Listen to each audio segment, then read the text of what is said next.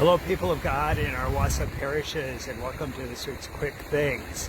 This warm weather, I had to get outside, and kind of what's been prompting me to think about a bit is spring break. And I'm hoping that we might spend spring break together. And I'll share a little more about what I mean in a minute or so. I'm not going to review all of the Lenten opportunities that are available. I've reviewed them en masse. They are in the Quick Things email, so check that out. But, you know, we're already almost at the halfway point of Lent, so if you haven't taken advantage of some of these opportunities for prayer, Stations of the Cross, etc., I hope you might. Also, please be attentive to the little black book to help guide our daily prayer, but as we pray as individuals, we pray together, and some really nice reflection from the Passion in Luke's Gospel that will help us greatly be ready to listen to the Passion as we gather on Palm Sunday and on Good Friday. Last week in the Quick Things, I realized after the fact, I'm pretty sure pointed this out to me, that I talked about the things Pope Francis has not said about fasting, things that have appeared on the internet and in social media, good things in terms of fasting, but not things that Pope Francis has actually said.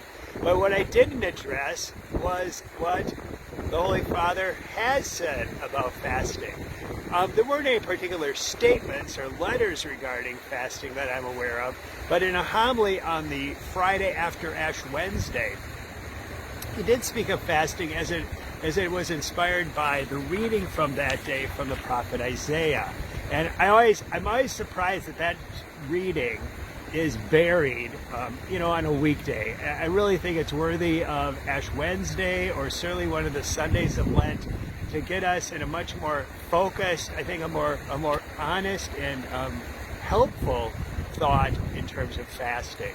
So we think of it in terms of giving stuff up and all of that. And what Pope Francis said in his homily in response to this reading, and I'm going to share an excerpt in a moment, what he was basically saying is our fasting needs to be authentic. It needs to bring about a result. And that's what we find in this passage from Isaiah. And here's what Isaiah says. God speaking through the prophet Isaiah. Would that today you might fast so as to make your voice heard on high. Is this the manner of fasting I wish, of keeping a day of penance? That someone bow their head like a reed and lie in sackcloth and ashes. Do you call this a fast? Is that what's acceptable to the Lord?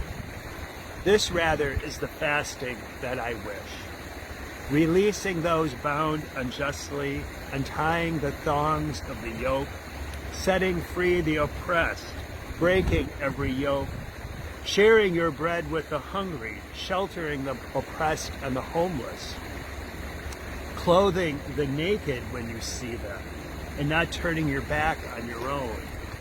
Then your light shall break forth like the dawn, and your wound shall quickly be healed. Your vindication shall go before you, and the glory of the Lord shall be your rear guard. Then you shall call, and the Lord will answer. You shall cry for help, and God will say, Here I am. This, rather, is the fasting that I seek. To do good, to resolve injustices, to raise up those who are burdened, to give food to the hungry. So there we get an idea. I think if we think about that, the work of Catholic Relief Services and what we support at Operation Rice Bowl during Lent is certainly an important response to what we hear in the prophet Isaiah. So as I said, our nice warm spring weather, whether that's good or not in February is another matter, but it has put me in mind of spring break. And here's what I'm hoping is that we will spend spring break together, at least a few days, of what our school systems, Newman and the public schools, what they've identified as spring break this year, which is essentially the last week of March. And during that week, we observe Palm Sunday at the beginning of the week, but then most importantly, our days of Triduum on Holy Thursday, Good Friday, and Easter. Those are essential days in our lives as Christians. And as I tell a story in the bulletin this coming weekend, I remember it's about this time, maybe a little earlier, several years ago, a parishioner came up to me after Mass and he said, Father Tom, we just discovered that spring break, or that Triduum is during spring break. And I knew that this family always goes to Florida for spring break, a little chance to have some warmth, fun and sun during the winter. And I kind of groaned, oh no, Jeff, oh. And he said, but the girls said we have to be back at least for Good Friday and the Easter Vigil. He said, so we're going to go, but we're going to come back early. And boy, did that warm a pastor's heart. That his daughters, who were like in the 4th and 5th grade at the time, wanted to make sure they were back to celebrate Triduum with our parish. I can't really emphasize how important these days are. I mentioned this when I was talking about Ash Wednesday earlier, a few weeks ago, and whether Ash Wednesday is really that important. As someone pointed out, it's not a holy day of obligation. You know what?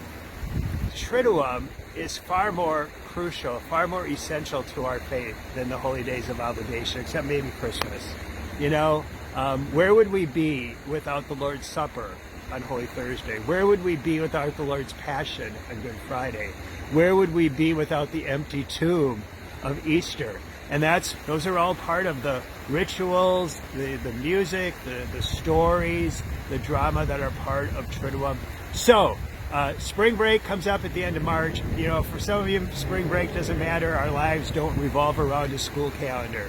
But whatever, regardless of that, I hope that we might think of us spending spring break together by observing those days of Triduum. Well, a lot more about that, but for some folks, now would be the time to get that on our calendars, to be ready to reserve those days, make arrangements to be available on the night of Holy Thursday, on Good Friday, the Easter Vigil, the monumental worship liturgy of our tradition.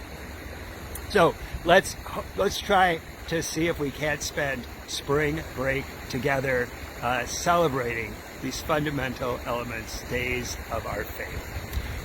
That's enough for now. Let's try to honor the fast as God describes it through the prophet Isaiah, especially through our contributing to the CRS Rice Bowl project, being attentive to the little black books, taking advantage of opportunities in the parish. Also looking ahead to our Synod conversation on March 17th. Lots of things happening these days and some nice spring weather to enjoy as well. Be well everyone, and God bless.